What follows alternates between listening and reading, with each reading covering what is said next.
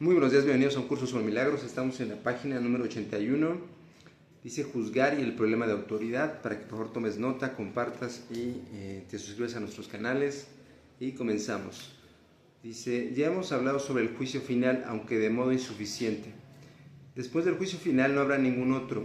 Eso es simbólico, solo en el sentido de que cada uno está mucho mejor si no hay juicios.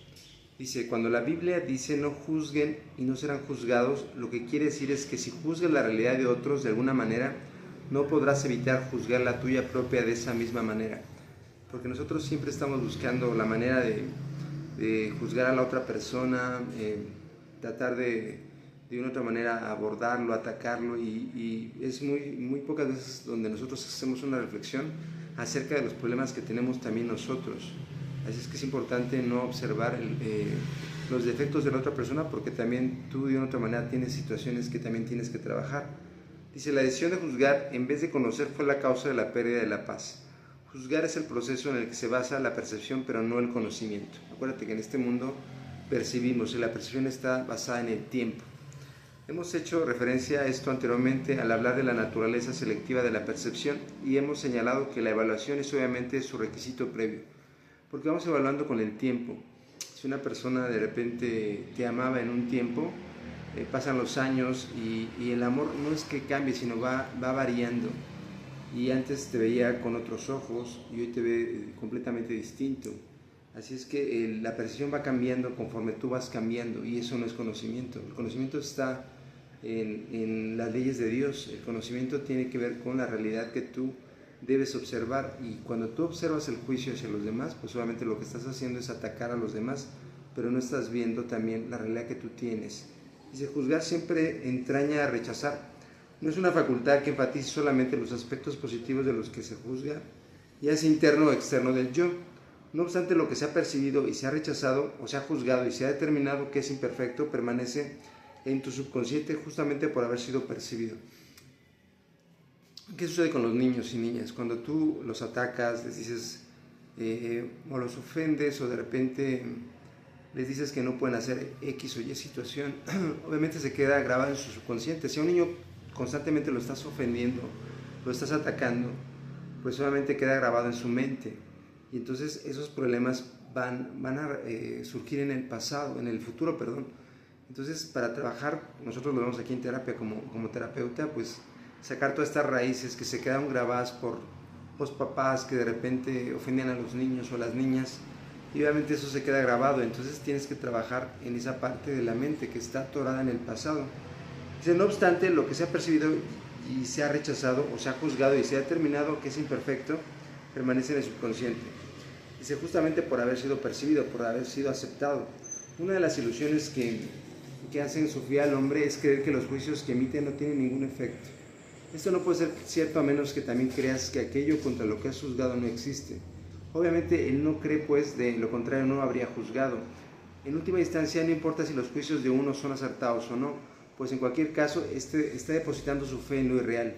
Porque cuando tú abordas a una persona y la atacas, pues obviamente se queda, como dice el texto, grabado en la mente. Y obviamente no es una realidad pues adecuada, porque al final todos somos iguales. Entonces cuando tú abordas y atacas a una persona, estás atacando su realidad, y además de que lo estás haciendo de una manera negativa, pues estás creando en él una conciencia que obviamente después con el tiempo le va a generar conflictos. Dice, esto es inevitable en cualquier tipo de juicio, porque implica la creencia de que la realidad está a disposición de una para seleccionar de ella lo que mejor le parezca. Si no tienes idea del tremendo alivio y de la profunda paz que resulta encontrarse entre ustedes mismos y con sus hermanos, totalmente sin juzgar. Cuando reconozcan lo que ustedes y sus hermanos realmente son, se darán cuenta de que juzgarlos de la manera que sea no tiene significado. De hecho, ustedes pierden el significado de ellos, viene precisamente porque los están juzgando. Porque Jesús, Dios, nuestro Padre, pues solamente habla acerca de una unidad, y habla acerca de que todos y todos somos iguales. Toda incertidumbre proviene de creer en una forma totalmente engañosa que necesariamente tiene que juzgar. No tienen que juzgar para organizar sus vidas, y ciertamente no tienen que hacerlo para organizarse a sí mismos. En la presencia del conocimiento se suspende automáticamente todo juicio, y este es el proceso que permite el reconocimiento de reemplazar a la percepción. Recuerda, cuando tú estás percibiendo, lo que tienes que hacer es una pausa y decir, ¿cómo quieres ver esto? porque estás atacando a tu hermano, estás dándole un juicio, ¿cómo realmente lo quieres ver? Porque si el curso te dice que todos somos iguales y que somos parte de una unidad, pues obviamente ahí estás cayendo en algo negativo. Dice, el hombre tiene mucho miedo de todo lo que ha percibido, pero que se ha negado a aceptar. Cree que por haberse negado a aceptarlo ha perdido el control sobre eso. Por eso lo ve en pesadillas o disfrazado bajo apariencias agradables en lo que parecen ser sueños más felices. Nada de lo que uno se haya negado a aceptar puede traer a la concienciación. De esto no se deduce que sea peligroso, pero sí que lo ha convertido en peligroso. Cuando uno se siente cansado es porque se ha juzgado a sí mismo como capaz de estar cansado. Cuando uno se ríe de alguien es porque ha juzgado a esa persona como alguien que no vale la gran cosa. Cuando uno se ríe de sí mismo se siente obligado a reírse de los demás, aunque solo sea porque les es imposible tolerar la idea de ser menos que ellos. Todo esto hace que uno se sienta cansado, ya que es algo básicamente descorazonador. Ustedes realmente no son capaces de estar cansados, aunque son muy capaces de agotarse a sí mismos. Porque realmente lo que te agota son los juicios, el estrés, el que tú estés constantemente enjuiciando, que te sientas cansado, que te sientas abrumado.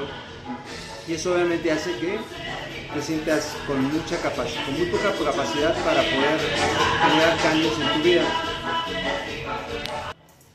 Dice, ustedes realmente no son capaces de estar cansados, aunque son muy capaces de agotarse a sí mismos. Dice, la fatiga que puedes estar juzgando continuamente es algo virtualmente intolerable.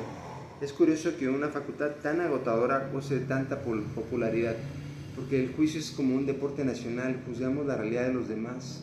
Observamos a los demás desde nuestra idea o desde nuestros pensamientos, y realmente eso es agotador porque realmente no te genera nada positivo. El que tú estés hablando de los demás, pues realmente no alivia tu corazón, ni siquiera alivia los demás, y muchas veces ni siquiera los demás se dan cuenta de lo que tú estás pensando acerca de ellos, ¿verdad?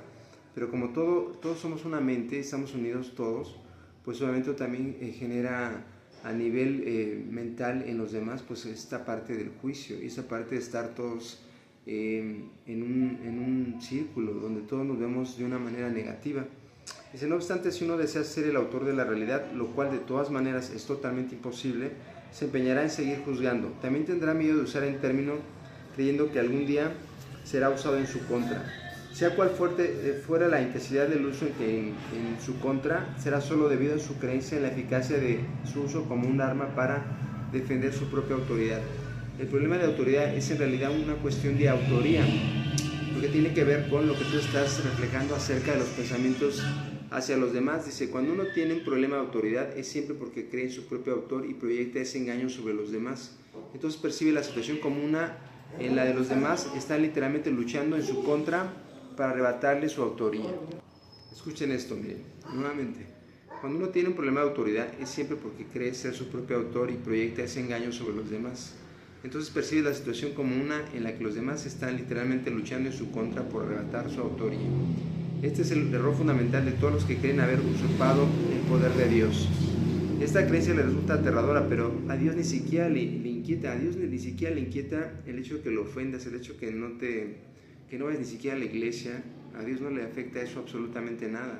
El que creas o no creas en Él no le afecta absolutamente nada. El que hables bien o mal de Dios tampoco le afecta.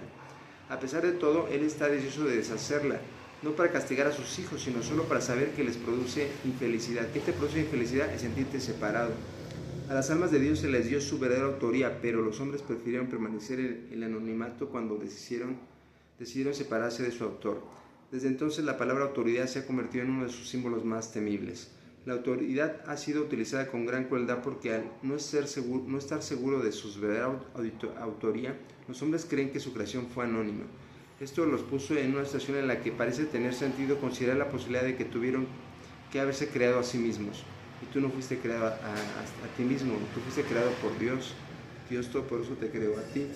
Dice, la disputa sobre quién es su autor ha dejado tal inseguridad en las mentes de los hombres, que algunos han llegado a dudar si existen de verdad. A pesar de la evidente contradicción de esta posición, en un sentido es más aceptable que la noción de que se han creado a sí mismos.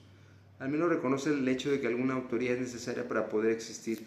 Solo los que abandonan todo deseo de rechazar pueden saber que es imposible que ellos mismos puedan realmente ser rechazados. Ustedes no han usurpado el poder de Dios, sino que lo han perdido. No has perdido esa idea de que Dios de una u otra manera está alineado a tu mente. porque a veces te sientes abrumado por el tiempo, por los problemas, por las situaciones que te pasan. Afortunadamente, perder algo no significa que haya desaparecido, significa simplemente que no saben dónde está. La existencia de la vida no depende de la facultad de ustedes de identificarlo o incluso localizarla. Es perfectamente posible mirar la realidad y simplemente saber que realmente se encuentra ahí. La paz es el patrimonio natural del alma. Cada uno es libre de negarse a aceptar su herencia, pero no de establecer lo que ésta es. El problema que cada uno debe resolver es la cuestión fundamental de su autoría. Todo miedo proviene en última instancia y a veces por rutas muy tortuosas de negar la autoría. Esto nunca ofende a Dios sino a los que lo niegan. Negar su autoridad es negarse a sí mismos la razón de su propia paz, de modo que solo se ven a sí mismos fragmentados. Es extraño percibir constituye el problema de la autoridad, porque obviamente te divides y no creas una alineación con la voluntad de Dios. Si no hay ningún hombre que de una manera u otra no se sienta prisionero. Si este es el resultado de su libre albedrío, debe considerar que su voluntad no es libre, o de lo contrario el razonamiento circular de esta premisa será más evidente. Y tiene que ver con lo que decía hace rato el curso, porque si constantemente tú estás evaluando a un niño o una niña ofendiéndolo, pues lo que estás haciendo o estás creando en él una conducta, un pensamiento, y lo que va a crear es una idea de la vida. Entonces el niño o la niña se va a sentir a veces sujeto a estas formas de pensamiento, a esa idea de lo que él cree que es. El libre albedrío tiene necesariamente que conducir a la libertad. Los juicios siempre encarcelan, ¿sí? Porque tú puedes estar enjuiciando a una persona que a lo mejor tiene problemas de adicción o problemas de alcoholismo, y a lo mejor después lo ves a esta persona y ya está completamente sano y a lo mejor ya no se dedica a hacer ese tipo de cosas, pero tú en tu juicio todavía lo tienes grabado en tu mente. Los juicios siempre encarcelan, ya que separan segmentos de la realidad según las inestables gradaciones del deseo. Los deseos por definición no son hechos. Desear implica que ejercer la voluntad no es suficiente. No obstante, nadie que piense acertadamente creerá que lo que desea es tan real como lo que dispone su voluntad. En vez de decir, busca primero el reino de los cielos, di, ante todo quiero alcanzar el reino de los cielos, y habrás dicho, sé lo que realmente soy y quiero aceptar mi propia herencia.